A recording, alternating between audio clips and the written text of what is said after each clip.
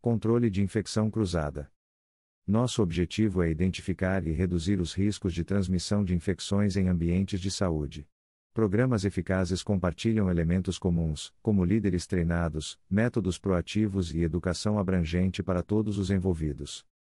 A responsabilidade do Programa de Prevenção e Controle de Infecções Hospitalares é coordenado pelo time da SCIH Serviço de Controle de Infecção Hospitalar, composta por médicos e enfermeiros epidemiologistas, garantindo o planejamento e a execução do plano de prevenção e controle de IRAs infecções relacionadas à assistência à saúde. Notificação compulsória. Como objetivo de manter os órgãos competentes informados, a fim de permitir que analisem os dados e tracem estratégias quanto à prevenção e controle de surtos e novos casos das doenças ou agravos na comunidade.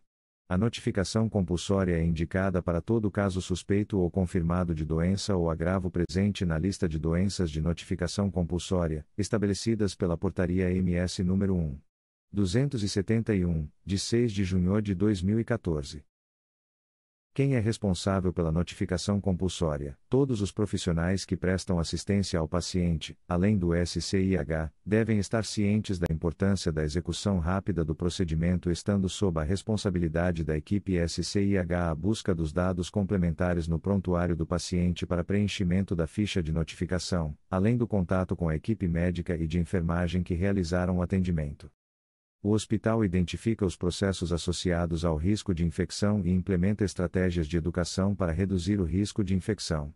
Conheça alguns processos monitorados pela SCIH em nossa instituição: infecção de corrente sanguínea, infecção de trato urinário, pneumonia associada à ventilação mecânica, infecção de sítio cirúrgico, entre outras doenças emergentes.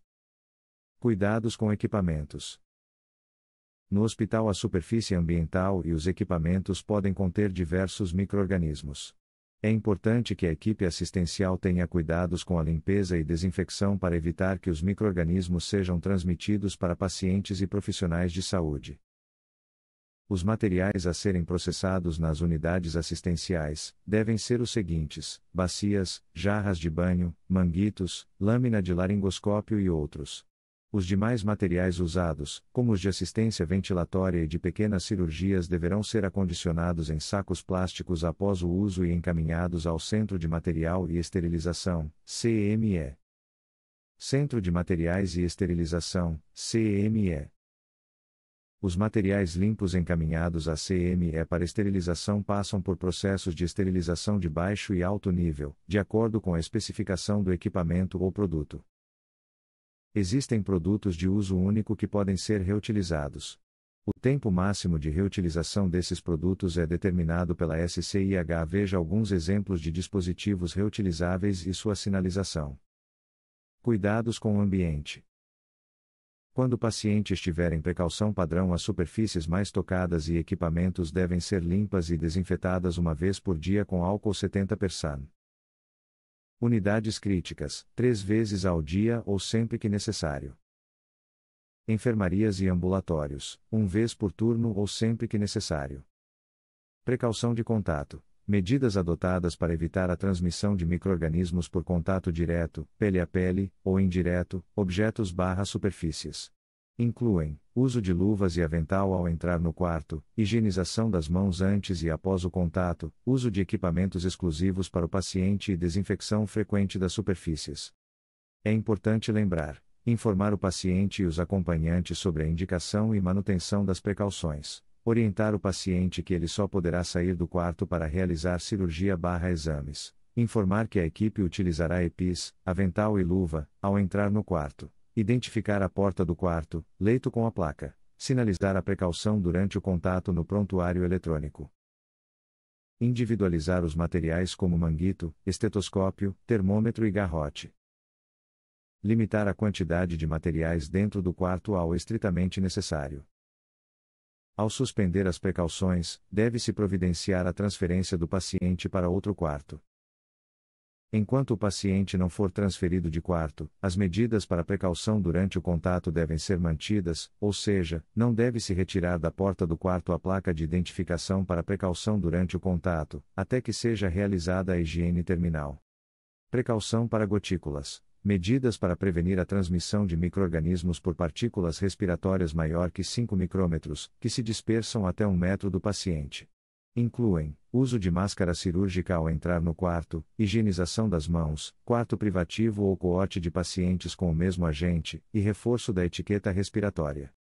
É importante lembrar, informar o paciente sobre a indicação e manutenção das precauções por gotículas, orientar que o paciente só poderá sair do quarto para realizar cirurgia/exames, orientar os acompanhantes quanto à utilização da máscara cirúrgica, informar que a equipe multiprofissional utilizará a máscara cirúrgica como EPI, identificar a porta do quarto, leito com a placa, sinalizar a precaução por gotículas no prontuário eletrônico, notificar o setor que irá receber o paciente e também o serviço de transporte interno que o paciente está em precauções por gotículas. Durante o transporte, o paciente deve utilizar a máscara cirúrgica. Caso um paciente em precauções para gotículas seja transferido ou receba alta, não retirar da porta do quarto a placa de identificação para precaução por gotículas até que seja realizada a higiene terminal. Precaução para aerossóis. Medidas para prevenir a transmissão de micro-organismos por partículas menor que 5 micrômetros que permanecem suspensas no ar por longos períodos e podem percorrer longas distâncias. Incluem: uso de máscara N95 PFF2 ou superior antes de entrar no quarto, manter o paciente em quarto com pressão negativa, quando disponível, manter porta fechada e higienizar as mãos antes e após o contato. É importante lembrar: acomodar o paciente em um quarto privativo com pressão negativa, informar sobre a indicação e manutenção da precaução aérea, orientar que o paciente só poderá sair do quarto para realizar cirurgia, exames utilizando máscara cirúrgica, orientar os acompanhantes quanto à utilização da máscara N95, informar que a equipe multiprofissional utilizará como EPI a máscara N95.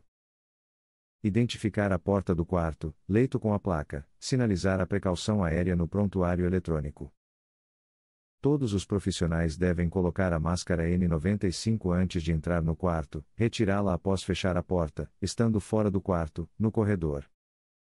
Notificar o setor que irá receber o paciente e o serviço de transporte que o paciente está em precaução aérea. Durante o transporte, o paciente deve utilizar a máscara cirúrgica.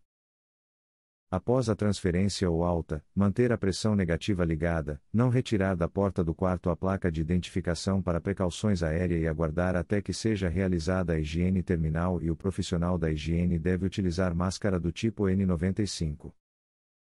Aguardar 1 hora até liberar este leito para outro cliente.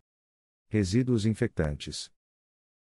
O descarte de todos os resíduos se inicia nas áreas geradoras, esses devem ser descartados corretamente para garantir a segurança de todos e conforme NBR 7500 da ABNT, esses devem ser substituídos quando atingirem 2/3 de sua capacidade. Tipos de resíduos.